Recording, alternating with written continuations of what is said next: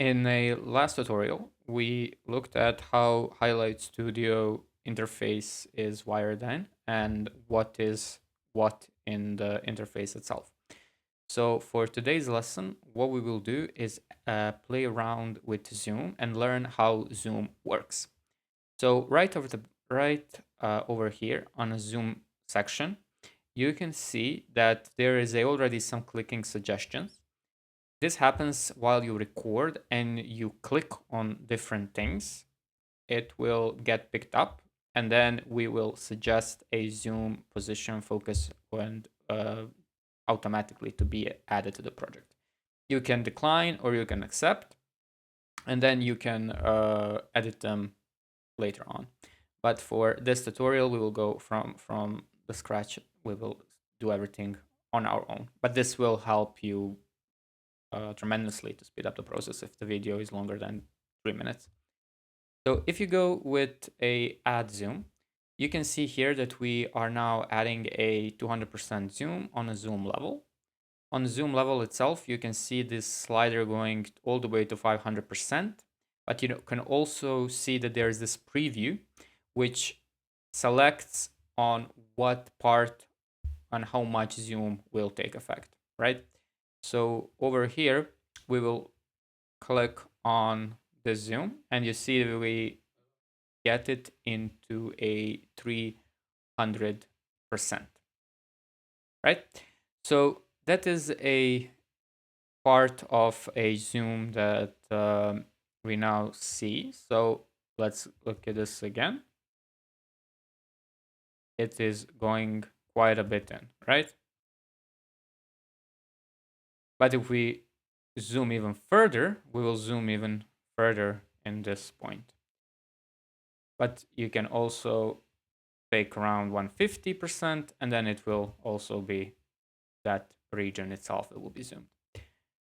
All right, so let's keep it to 175, and then let's adjust the zoom target. Zoom target for this zoom area is basically the option where you will see what will get zoomed in. Currently, it's selected as canvas, so whole canvas gets zoomed in. All right, this is all a canvas, right? All this is a canvas where the camera is, where the branding is. This is all a canvas. But if you select a video itself, then it will be a very different output.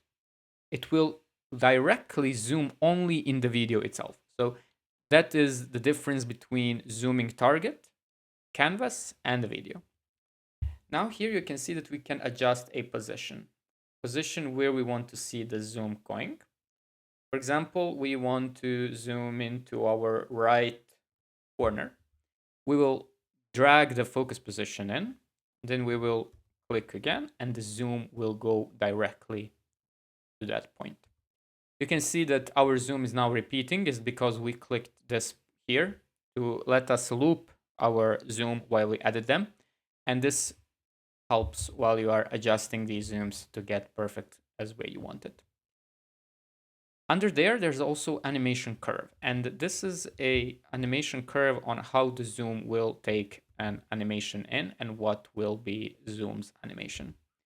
Here you can select a ease in, hold out, ease out. This all depends on different things and how much the zoom will adjust itself.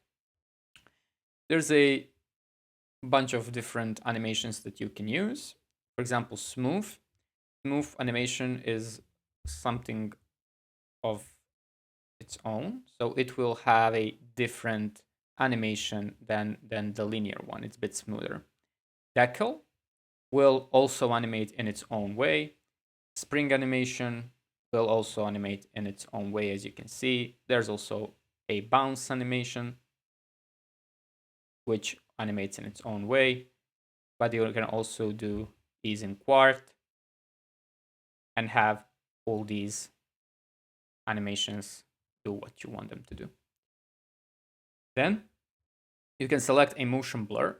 This is a intensity feature that will only show in the rendering itself, which is the blurring effect of this animation curve. So when you animate, it will show in itself. And then here you can remove this show region preview if you get annoyed by it while you're editing. So you can style more zooms than one, because in the last tutorial we discussed on how the track works. So you can easily duplicate zooms. So if you duplicate a zoom, it will go automatically near the another one. And this one is exactly the same as the last one, but this zoom is its own, it has its own merit. And for now, it's exactly as the previous one. But then we can have this zoom in another point of the video.